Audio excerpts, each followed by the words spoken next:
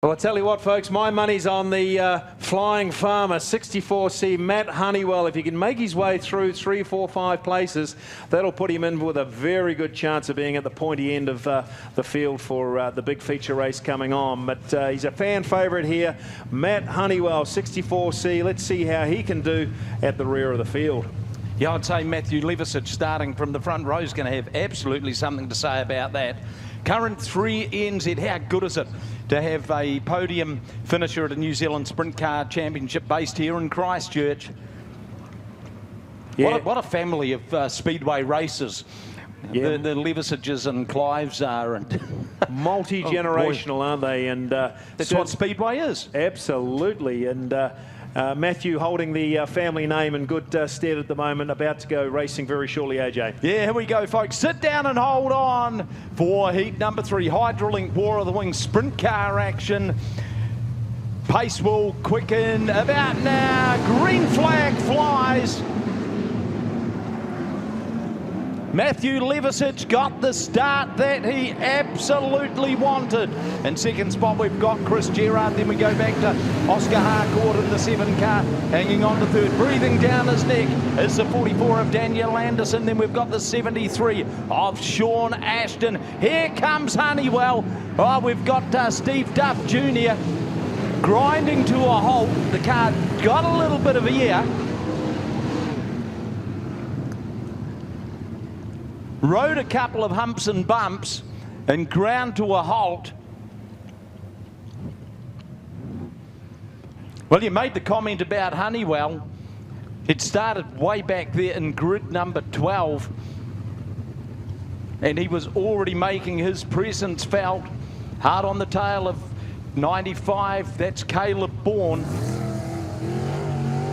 Yeah, the Flying Farmer living up to his name, and be good to see if he gets a few more positions in this race. Yeah, Steve Duff Jr., very little unusual. That car lost a bit of setup even going into that corner.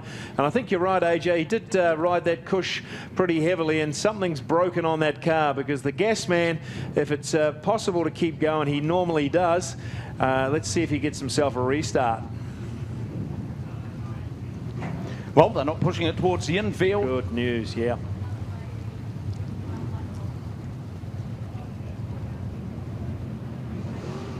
How good is it to see Sean Ashton back here in that 73 car? Oh, he's got it looking good too, hasn't he? Yeah. Boy, when Sean gets some fire in the belly, stand back.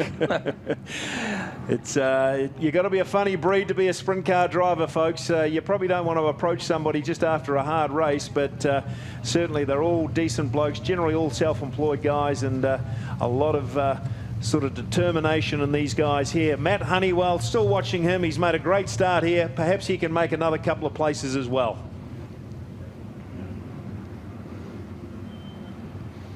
McIntyre could be one to watch. Remember, he had a DNF in the first heat race.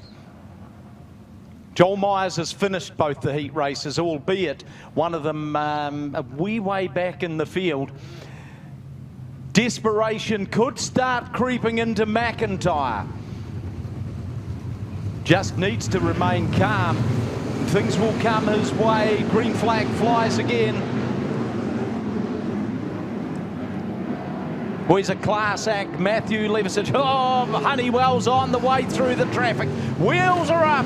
It's wheelie night here at Ruapuna. Chris Gerard hanging on to second spot. The 7 of Oscar Harcourt in third. Then we go back to Daniel Anderson, Sean Ashton, and Matt Honeywell. Here comes Connor Rangi starting to breathe down the neck of the Sasquatch, Caleb Bourne. So Bourne in 7th position, and Rangi's right hard on his tail. He's got by him. Now you're going to see Rangi really want to hunt down the 64 of Honeywell. Rangi carries a huge amount of speed into the corners in comparison to his opponent. In the meantime, Levisic is just starting to run away from them. Gerard in second, the Flash putting in a great battle. McIntyre moves it was Caleb Bourne moves the 64 car across the track. McIntyre's got his own battle going on with Steve Duff Jr. 7 laps in the books, this time by the line for our race leader, Matthew Levisage.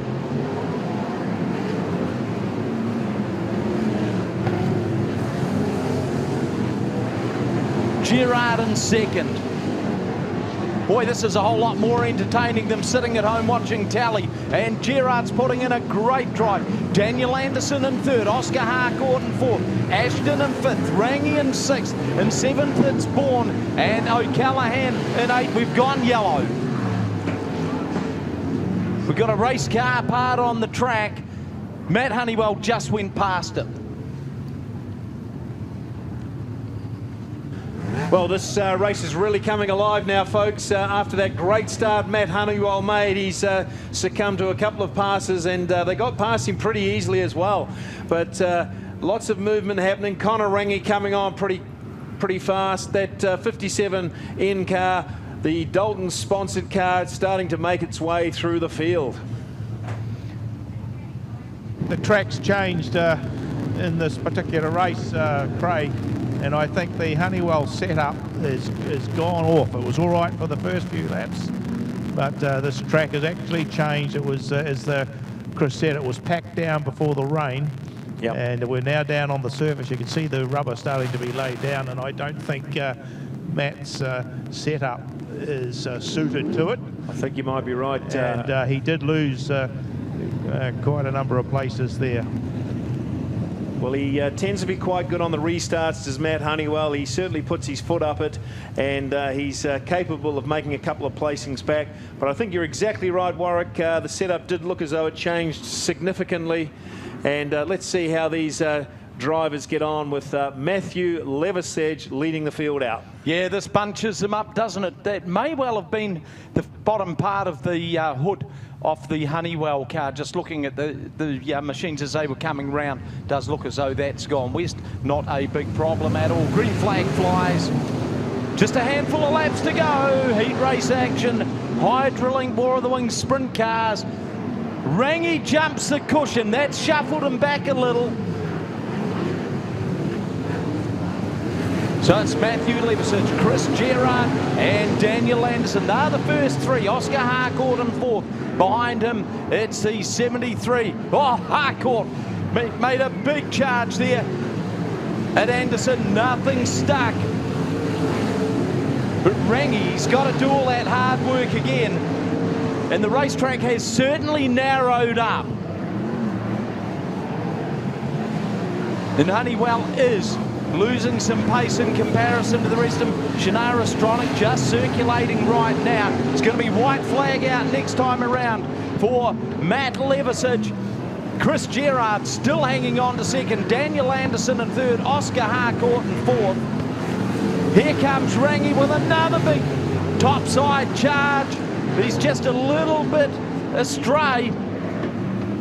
Going to have to settle for some minor points. Checkered flag flies.